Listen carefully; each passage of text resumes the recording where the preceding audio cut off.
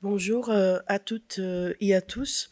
C'est avec grand plaisir que nous accueillons aujourd'hui Barbara Guazelli, architecte urbaniste, docteur en histoire et théorie de l'architecture, femme, mère, immigrante et actuellement postdoctorante à l'Université de Séville et l'Université de São Paulo. Ses recherches portent sur les patrimoines culturels immatériels et ses liens avec la formation des territoires urbains. Spécialiste du patrimoine architectural et urbain, elle s'intéresse aux dynamiques de l'espace, aux enjeux de exclusion et au process de transformation des villes. Avec une approche sensible du terrain, elle nous invite à découvrir des périphéries urbaines sous un nouveau regard, en mettant en lumière les rapports de pouvoir et les mécanismes d'invisibilisation qui façonnent ces espaces. À travers des récits des femmes du Sud global, elles questionnent la manière dont elles vivent et transforment leur environnement. Je vous invite donc à explorer avec elles la place des femmes dans la fabrique urbaine et je laisse maintenant la parole à notre invitée Barbara. Aujourd'hui, je vais vous parler de regard de femmes sur la périphérie, un espace marge dynamique de pouvoir dans le sud global. Cette présentation s'appuie sur mes recherches sur la mémoire et la résistance territoriale. Aujourd'hui en particulier, je porterai une attention spéciale aux expériences de femmes, en examinant comment elles occupent, transforment et revendiquent ces territoires dits marginalisés, tout en défiant les dynamiques des pouvoirs qui les façonnent.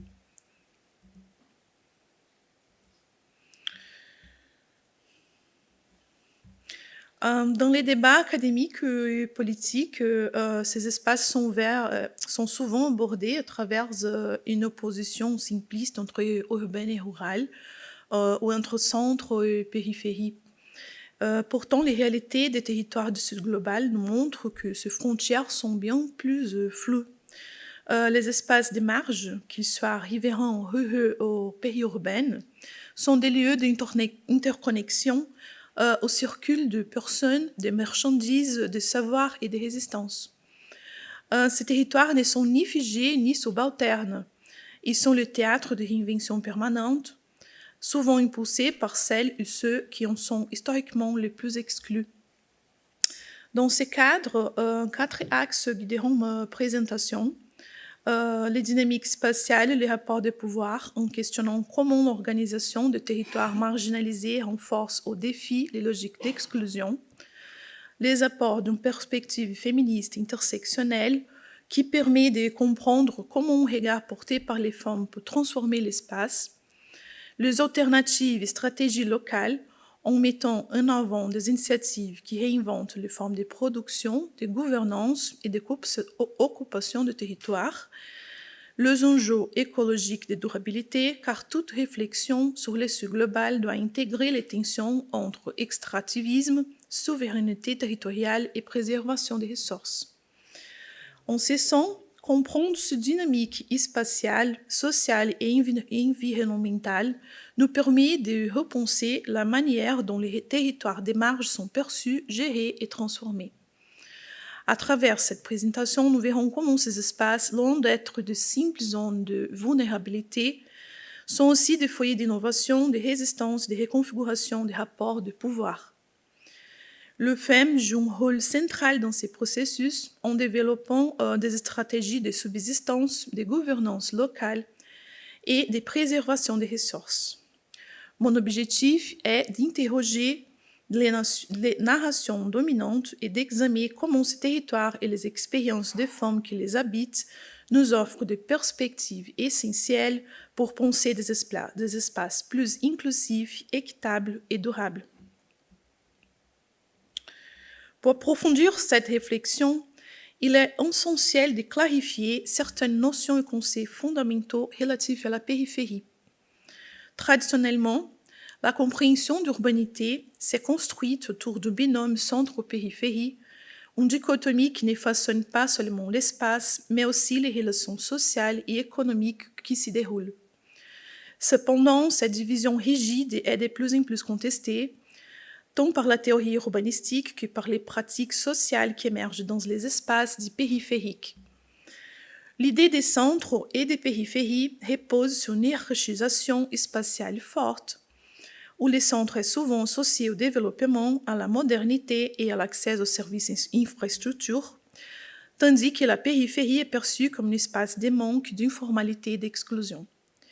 Cette vision simpliste marque pourtant les dynamiques réelles du monde contemporain, notamment dans le sud global, où les périphéries ne sont pas seulement des lieux de marginalisation, mais aussi des productions de savoir, de résistance et d'innovation. Aujourd'hui, de nombreux chercheurs et mouvements sociaux appellent à dépasser cette vision binaire et en reconnaissant que la périphérie n'est ni un espace homogène ni passif, mais un territoire en constante transformation.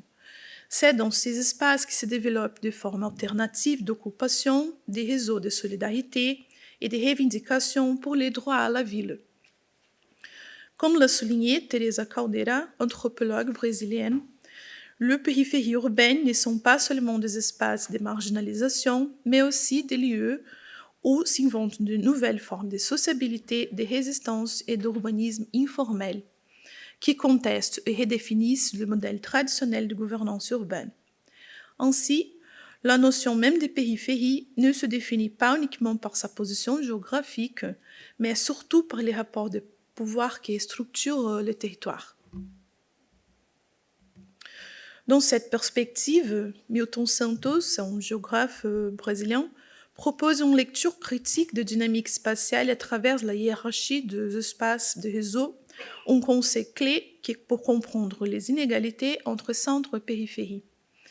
Selon lui, le flux des capitaux d'information et des transports sont organisés de manière inégale, concentrant les ressources dans les grandes villes et maintenant le territoire périphérique dans une situation de dépendance économique. Ces espaces, bien qu'exclus des circuits dominants, ne sont pas inactifs. Ils développent des formes propres d'organisation et de production, souvent en tension avec des logiques du marché global. Ils distinguent deux circuits économiques urbains. Les circuits supérieurs, qui englobent les grandes entreprises et les infrastructures connectées aux marchés internationaux, et les circuits inférieurs, où se concentre l'économie informelle, essentielle à la survie des populations marginalisées et interconnectées aux circuits supérieurs. Plutôt qu'une anomalie, Milton Santos considère l'économie populaire comme une réponse aux inégalités structurelles du développement urbain.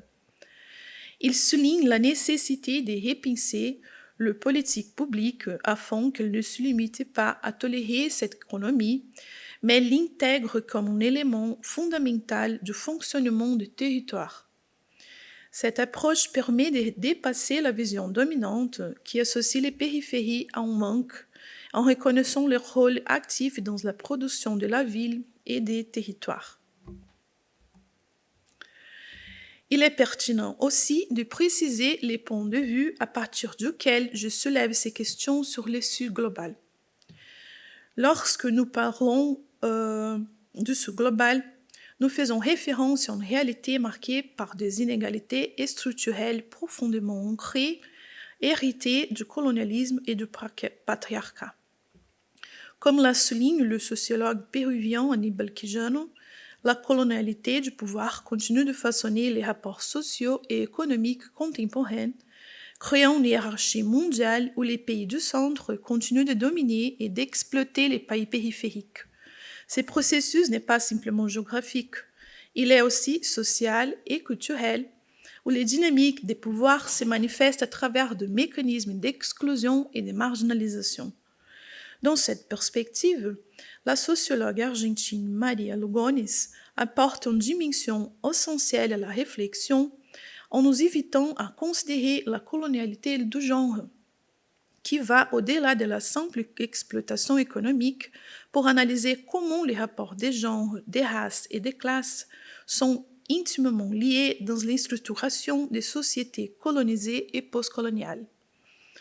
Elle insiste sur le fait que les patriarcats et les racismes ne sont pas des phénomènes isolés, mais qu'ils sont intrinsèquement liés à l'ordre colonial mondial. Cela signifie que le sud global ne doit pas être vu simplement comme une zone de pauvreté ou de manque, mais comme un espace d'oppression et de résistance où les femmes, en particulier les femmes noires et indigènes, jouent un rôle fondamental dans la lutte contre ces structures de pouvoir. Alors l'occupation et l'usage de l'espace ne sont jamais neutres. Ils sont façonnés par des structures de pouvoir qui contrôlent l'accès aux ressources, imposent des hiérarchies et conditionnent les possibilités d'action des populations marginalisées. Cette logique d'exclusion s'observe autant dans les périphéries urbaines que dans les territoires ruraux ou riverains, où les habitants, et en particulier les femmes, doivent constamment négocier les droits de rester et d'exister. Les femmes jouent un rôle central dans ces dynamiques. Elles sont souvent en première ligne pour maintenir la vie quotidienne, organiser l'économie populaire et créer des réseaux de solidarité dans les territoires périphériques. Pourtant, leur contribution reste largement invisibilisée, tant dans les politiques d'aménagement que dans les discours sur le développement. Comment garantir que l'organisation des territoires ne reproduise pas ces logiques d'exclusion et, au contraire, reconnaisse ces pratiques comme des leviers de transformation? Mais ces dynamiques restent fragiles face aux logiques extractivistes et spéculatives qui exploitent les ressources naturelles et humaines sans garantir aux populations locales un véritable droit à la ville, à la terre ou au fleuve. La question écologique est donc indissociable de cette réflexion. Dans un monde où la durabilité est souvent instrumentalisée, comment penser une transition juste qui ne reproduise pas les mêmes inégalités, mais qui tienne compte du savoir et des pratiques développées par les femmes dans ce territoire? Ainsi, comment dépasser un urbanisme qui perpétue ces logiques d'exclusion pour imaginer un autre capable de transformer structurellement les rapports de pouvoir? Comment faire en sorte que l'économie populaire, l'auto-organisation et les pratiques locales ne soient pas seulement tolérées, mais pleinement intégrées aux politiques publiques? Et surtout, comment faire en sorte que les femmes, qui sont au cœur de ces dynamiques, ne soient pas seulement perçues comme des figures de résilience, mais comme des actrices incontournables dans la construction du territoire du futur? Pour approfondir ces réflexions, je vais vous présenter une étude des cas issue de ma recherche postdoctorale. Il s'agit de l'histoire d'un chocolat produit sur une île proche de Belém, l'une des capitales de l'Amazonie brésilienne, qui constitue un exemple emblématique de lutte pour l'autonomie territoriale et d'innovation dans le Sud global. Cette expérience illustre comment les économies locales et les savoirs traditionnels peuvent non seulement survivre face aux logiques extractivistes et aux dynamiques d'exclusion, mais aussi proposer des alternatives viables à la précarisation des territoires ribérinhos. Plus qu'un modèle économique, c'est une démonstration de la manière dont les communautés, et en particulier les femmes, redéfinissent le rapport au territoire, aux réseaux de production et aux formes de gouvernance locale. Les ribeirinhos sont des communautés traditionnelles qui habitent le rive de rivières, en particulier dans la région amazonienne, et dont la vie est intrinsèquement liée aux ressources naturelles locales. Les ribeirinhos eux-mêmes se définissent comme ceux qui vivent au bord du fleuve et tirent de la terre, de l'eau et de la forêt les ressources nécessaires à la reproduction sociale. Ces définitions mettent en évidence la relation directe de ces populations avec l'environnement fluvial, soulignant leur dépendance et leur interaction avec les rivières pour leur subsistance et leur identité culturelle. Cependant, ces territoires ne sont pas isolés. Ils entretiennent des relations complexes avec les dynamiques urbaines, que ce soit par l'accès au marché, aux services ou par les flux migratoires qui relient les espaces ribeirinhos au centre urbain. Les ribeirinhos occupent ainsi une position de marge et de frontières, oscillant entre des modes de vie traditionnels et les influences croissantes de logiques urbaines et économiques globalisées. Bien qu'elle ne soit que quelques minutes de centre urbain, l'île du Kombu représente un espace de transition entre la ville et la forêt, où les modes de vie des populations riveraines coexistent avec l'expansion du tourisme et de l'économie urbaine. L'île est historiquement habitée par des communautés vivant de la pêche, de l'extractivisme et de l'agriculture familiale, et qui, au fil des années, ont été confrontées à des défis tels que la spéculation immobilière, l'essor du tourisme prédateur et l'absence de politiques publiques structurantes. Le développement rapide du tourisme sur l'île a entraîné une augmentation de la spéculation immobilière, souvent caractérisée par des pratiques illégales. Il y a plus de 30 bars et restaurants au bord du fleuve, offrant des plats typiques de la cuisine amazonienne et des espaces pour se baigner dans le fleuve. Les terrains sont commercialisés de manière indiscriminée et ces transactions se produisent souvent sans la réglementation adéquate, contribuant à la dégradation environnementale et sociale de la région.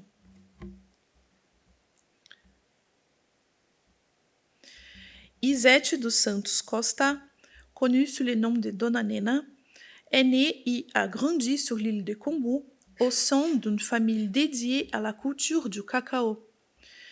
C'est elle qui a fondé Filha do Kombu, l'entreprise qui fabrique son chocolat et qui se traduit en français par la fille du Kombu.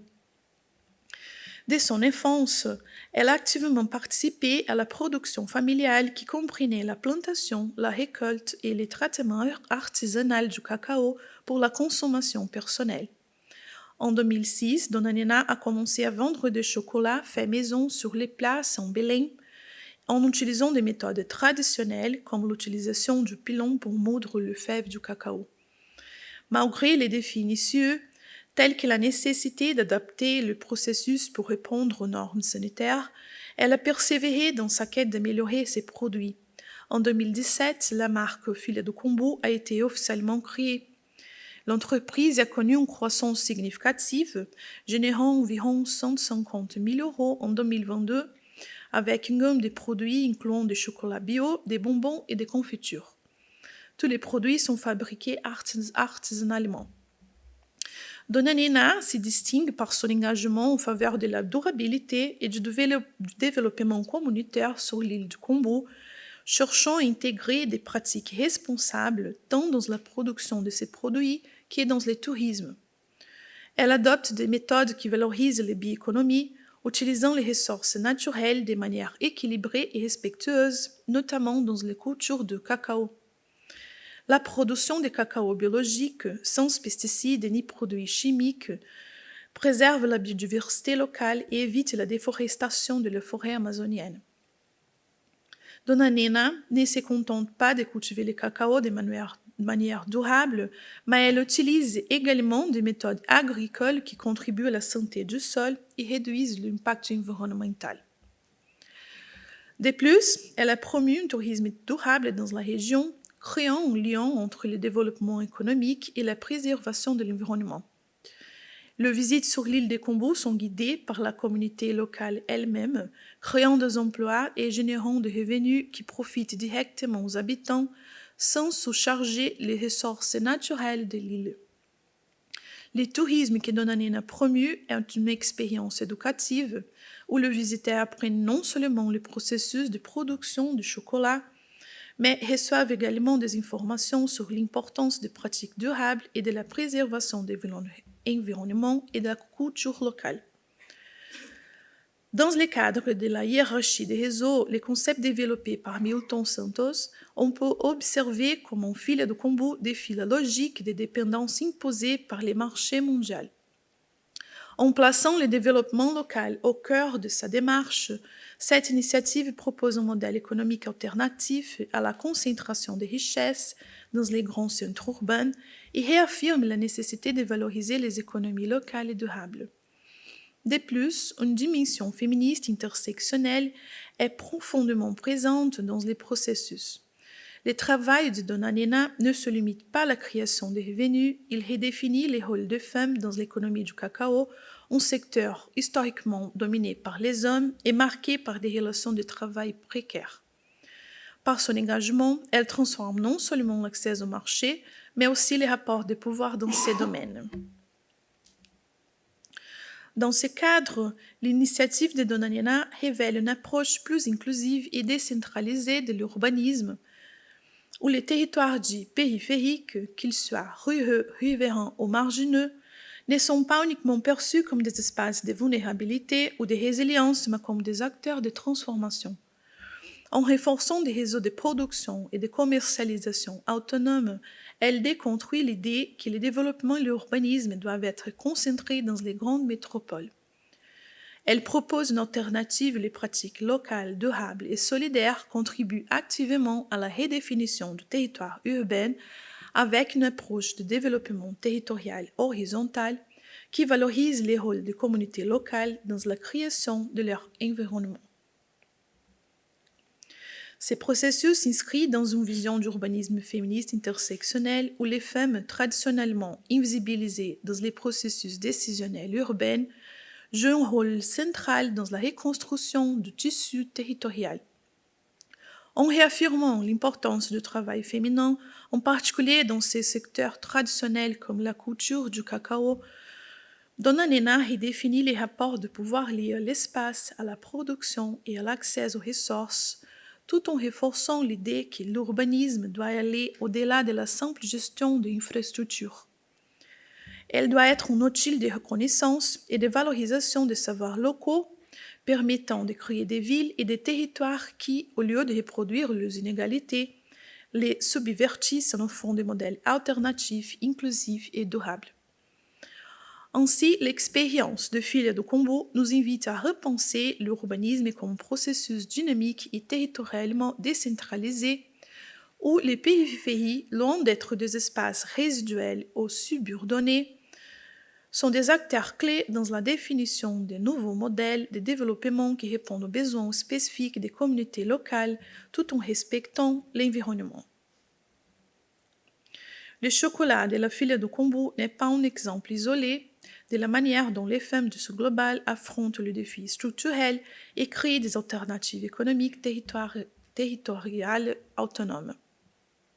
Dans différentes parties du monde, des femmes issues des périphéries urbaines, des communautés indigènes, quilombolas et paysannes mènent des initiatives qui défient les logiques d'exploitation et de visibilisation, construisant des modèles de production basés sur la durabilité, la justice sociale et l'autonomie économique, comme le Femmes du Café de la Serra da Canastra, qui se sont organisées en coopérative pour exporter des cafés spécieux de manière durable, le Quebradeiras de Coco Babaçu, qui résiste à l'avancée de l'agro-industrie en garantissant l'accès à leur territoire et en pratiquant une production durable d'huile de farine de babaçu, le Femmes indigènes du Cauca, en Colombie, qui préserve les pratiques agricoles ancestrales tout en garantissant la souveraineté alimentaire de leur communauté à travers l'initiative Teixendo Saberes, et les Femmes Sembradoras de Vida des Andes, qui luttent pour la préservation de la biodiversité locale en préservant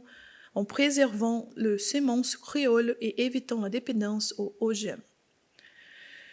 Tous ces exemples sont similaires car ils montrent comment des femmes, souvent issues des communautés marginalisées, utilisent des pratiques locales et durables pour non seulement résister aux forces extractivistes et coloniales, mais aussi pour construire des alternatives économiques, sociales et environnementales qui respectent et valorisent les savoirs traditionnels tout en créant des modèles de gouvernance et de production autonomes.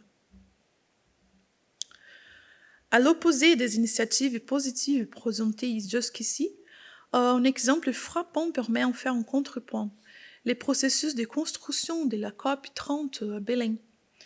Les conférences des parties représentent le principal forum mondial pour les discussions climatiques, réunissant chaque année les représentants des nations signataires de la Convention cadre des Nations Unies sur les changements climatiques. Dans le cas de la COP 30 qui se tiendra à Belém, dans l'État du Pará, en novembre 2025, le contexte est particulièrement emblématique. Le choix de tenir l'événement au cœur de l'Amazonie, un biome d'une importance cruciale pour l'équilibre climatique mondial, met en lumière à la fois des défis et des opportunités. La carte que je présente ici sur la diapositive a été produite par des chercheurs de l'Université fédérale du Pará, située à Belém, et elle montre les interventions qui seront réalisées pour la COP 30 à Belém. Sur la carte en violet figurent les interventions proposées par la mairie de Belém et en bleu celles proposées pour l'État du Pará, dont Belém est la capitale. Il est important de noter que ces informations ont été collectées petit à petit par les chercheuses au fur et à mesure de leur apparition dans les médias, car il n'y a pas de transparence et ni de présentation directe de ces interventions à la population. Parmi les diverses interventions urbaines proposées pour l'événement, je vais en citer une en particulier qui est élargissement de la rue de Marinha, qui est le numéro 7 en bleu sur la partie supérieure de la carte. Il s'agit d'un projet d'intervention urbaine visant à transformer la rue en un corridor de mobilité urbaine d'environ 30,5 km de long. Les interventions prévues incluent la duplication de la rue, qui comptera désormais 6 voies, ainsi que la construction d'un rond-point à la confluence avec un fleuve. Cependant, en analysant la carte, il est possible de constater que cette route traverse une zone de préservation environnementale et contribue au renforcement du modèle de transport routier de plus en plus remis en question dans de nombreuses villes en raison des impacts environnementaux générés par ce type de projet. Alors que la ville se prépare à devenir un théâtre mondial pour les discussions sur les changements climatiques, il est essentiel de se demander si les initiatives en cours résolvent réellement le défi auquel les populations locales sont confrontées, comme l'accès aux services de base et à la mobilité urbaine, ou si elles ne créent qu'une façade de modernité et de durabilité pour les marchés mondiaux. Dans cette réflexion, il est essentiel de souligner que l'urbanisme et le développement dans ces espaces doivent être pensés à travers des prismes qui reconnaissent la diversité des expériences vécues, le rapport des pouvoirs et les inégalités structurelles. L'approche féministe en particulier nous permet d'intégrer ces dimensions en mettant en lumière les luttes spécifiques des femmes dans ces contextes. La question centrale que nous devons poser est: comment les femmes dans ces périphéries redéfinissent-elles leur relation avec les territoires qu'elles habitent et avec les structures de pouvoir qui les gouvernent? Un élément fondamental dans cette dynamique est la reconnaissance que les femmes, particulièrement dans le sud global, jouent un rôle essentiel dans les processus de transformation de territoire. Elles ne sont pas simplement des actrices passives de la résistance, mais des forces motrices des changements sociaux et économiques. En repensant les périphéries sous un angle féministe, nous reconnaissons non seulement la résistance des femmes à l'oppression, mais aussi leur capacité à réorganiser les relations de production, de travail et de gestion des ressources. C'est dans cette dynamique que les modèles de développement alternatifs, durables et inclusifs prennent forme, souvent au cœur même de ces espaces dits périphériques. Loin d'être des espaces résiduels ou subordonnés, ces territoires peuvent être vus comme des centres d'innovation et des pratiques alternatives. Dans de nombreux cas, ces pratiques émanent de l'économie populaire qui, bien qu'elle soit souvent marginalisée, est en réalité un pilier fondamental du fonctionnement de nombreuses communautés. L'économie informelle, dans ces contextes, devient non seulement un moyen de survie, mais en forme de résistance active contre les modèles dominants de développement économique. Ce n'est pas par hasard que cette économie prend des formes souvent artisanales ou locales, mais avec une conscience forte de la nécessité de préserver les ressources naturelles, le savoir traditionnel et les dynamiques communautaires. Les femmes dans ces espaces périphériques, en particulier celles qui occupent des rôles invisibilisés dans des secteurs comme l'agriculture, la production artisanale ou les soins, redéfinissent les rapports sociaux et des pouvoirs à travers leurs pratiques économiques et politiques. Elles sont les gardiennes de savoirs ancestraux et les porteuses de nouvelles formes de gouvernance et de gestion des ressources. Leur travail ne se limite pas à la production des biens, mais inclut une vision globale et intégrée de l'espace des communautés où le respect de l'environnement et de la solidarité sont au cœur du processus. Ainsi, un regard féministe sur le Sud global nous permet de déconstruire la vision réductrice de ces espaces comme étant uniquement des zones de pauvreté ou de manque. Nous devons plutôt les comprendre comme des espaces de résistance active où les femmes, par leur engagement et leur leadership, ouvrent de nouvelles voies vers des sociétés plus justes, plus inclusives et plus équitables. En plaçant les femmes au centre des dynamiques des transformations des périphéries, nous faisons un pas important vers la reconnaissance de leur rôle central dans la construction de l'avenir des territoires du Sud global. Ces femmes redéfinissent non seulement les rapports du territoire, mais aussi les rapports de pouvoir en intégrant les pratiques durables, solidaires, respectueuses de l'environnement dans la gestion de leur territoire.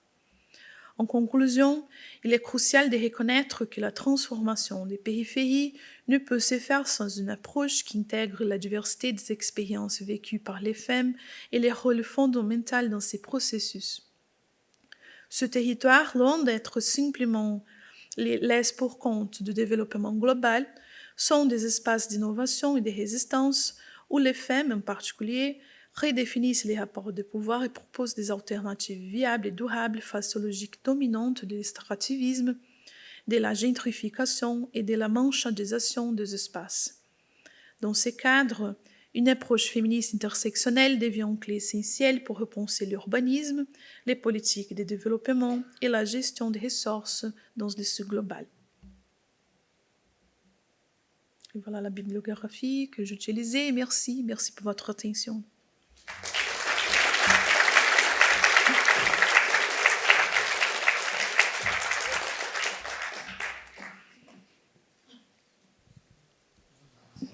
Allô. Merci Barbara pour cette présentation qui nous a permis de découvrir pas uniquement les rôles des femmes dans la fabrique de la ville, mais aussi des territoires qui sont extrêmement stigmatisés et stéréotypés. Donc on va ouvrir les questions si vous avez...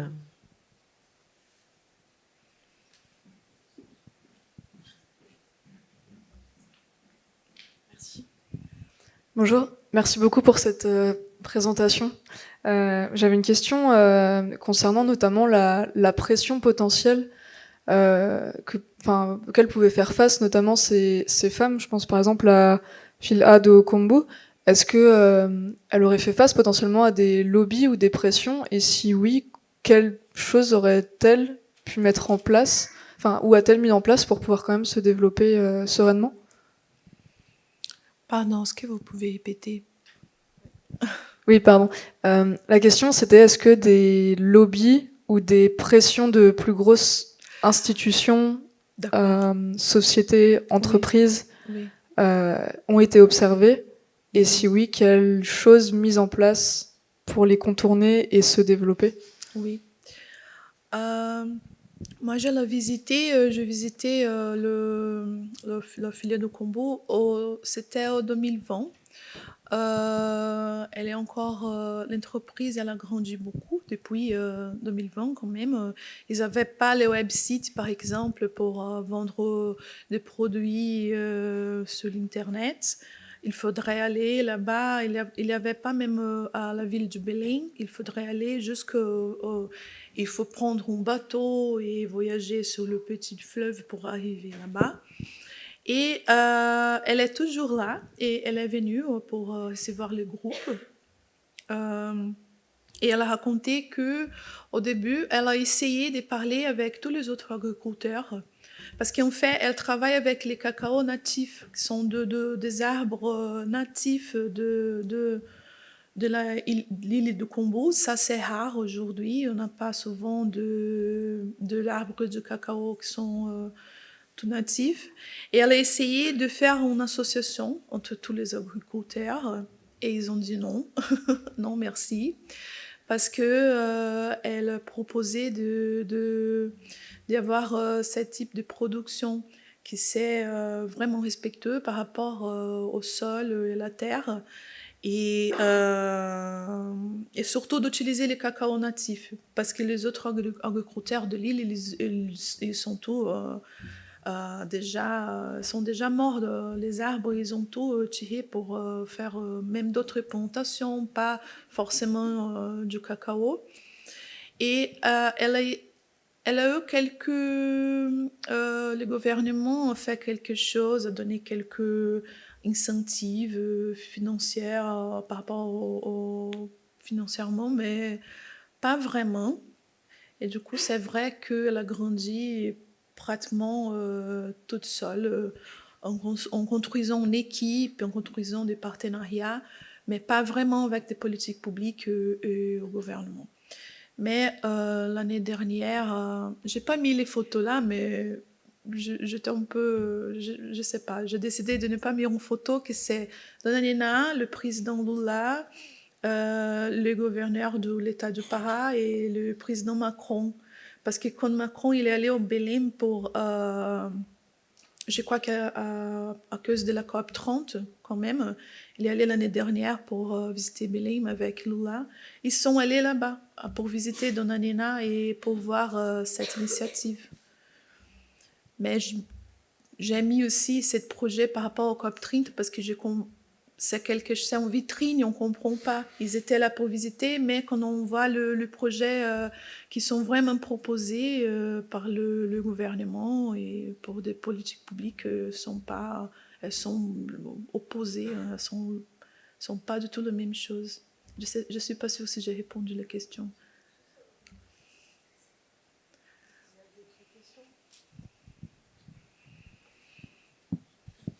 Excusez-moi, j'ai pas très bien compris quand vous avez parlé rapidement de la logique extractiviste d'exclusion. Est-ce que vous pourriez peut-être un peu développer? La logique d'exclusion par rapport à l'extractivisme, c'est ça. Et à mon avis, c'est quelque chose, c'est un processus. Si on pense à notre journée là d'égalité, quand j'ai décidé de montrer comme contrepoint, par exemple, ce projet-là de la COP 30, les exemples que je peux voir quand ils sont coordonnés par des femmes, ils sont toujours vraiment collectifs.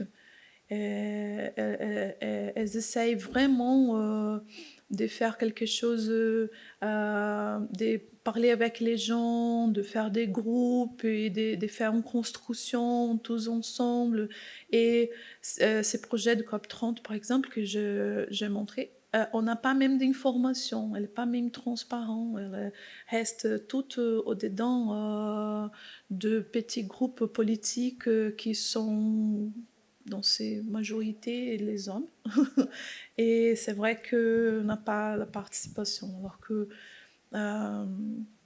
j'ai pas vraiment une source scientifique pour dire ça, mais dans mon observation, moi je crois que on est là, on discute comme les femmes, elles sont exclues de plusieurs processus, même de l'académie, des universités.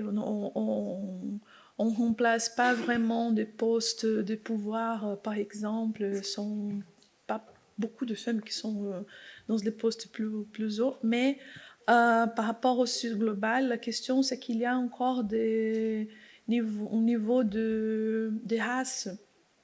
Alors que quand on dit l'extractivisme, et on peut dire que cet extractivisme, il est pratiqué dans le Sud global aussi pour cette question de niveau de pouvoir. Barbara, pardon. Je pense que ça qu'elle veut comprendre, c'est ça. Qu'est-ce que c'est l'extractivisme en soi, que les concepts, il est pas très clair. Je pense que pour nous, c'est clair parce qu'on est brésiliens, on a ça dans notre vie, mais si tu peux expliquer qu'est-ce que c'est l'extractivisme en soi, je pense que c'est ça aussi qui n'était pas clair.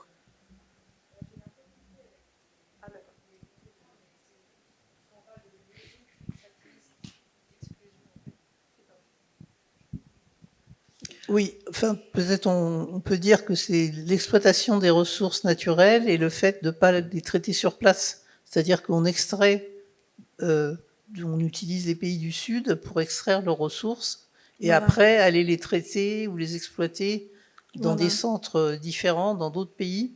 Alors que là, il s'agit de développer au contraire, de la production locale. Donc non seulement utiliser les ressources naturelles, mais aussi les transformer sur place. Enfin, je pense que un grand fan d'extractivisme, c'est le président Trump, dont il a déjà été question à plusieurs reprises aujourd'hui. Donc le truc, c'est forêt, forêt, forêt, et, extraire, couper les arbres, détruire la nature et polluer les fleuves. Et voilà, c'est ça l'extractivisme. Et je pense que ça vaut la peine de le rappeler. C'est ça la question? Bah, après, je vais juste compléter. L'extractivisme, c'est aussi, l'extractivisme, c'est pas uniquement de s'en servir et transformer les ressources locales, mais aussi lui faire d'une façon qui soit pas respectueuse de l'environnement et surtout dans dans une grande échelle, quoi. Mais je crois que vous avez demandé en relation, non? C'est la relation entre l'extractivisme et qu'est-ce que je présentais, c'est ça?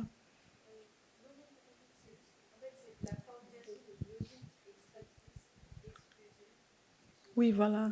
Oui.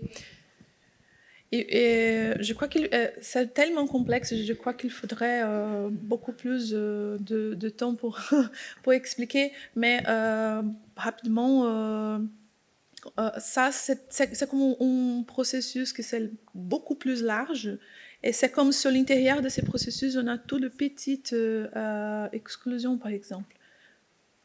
Par exemple, la précarité des travailleurs qui vont faire cette extraction ou des groupes locaux qui vont travailler, qui vont extraire ces produits d'une façon artisanale et qui donc c'est les conditions de travail aussi, les rémunérations, etc. Je pense que c'est un peu ça aussi. Je me permets de compléter, mais Du coup, moi, je vais rebondir. J'ai une question à poser par rapport à votre exposé. Déjà, merci pour votre exposé qui est très complet. La question que moi je me pose, c'est justement lorsque vous dites que les études des cas, en tout cas les initiatives qui sont prises par certaines femmes dans le Sud global, peuvent constituer des alternatives viables. Enfin, en gros, au système économique dominant, on peut l'appeler capitalisme, économie de marché, comme on veut. La question que moi je me pose, c'est que est-ce que ces initiatives font système?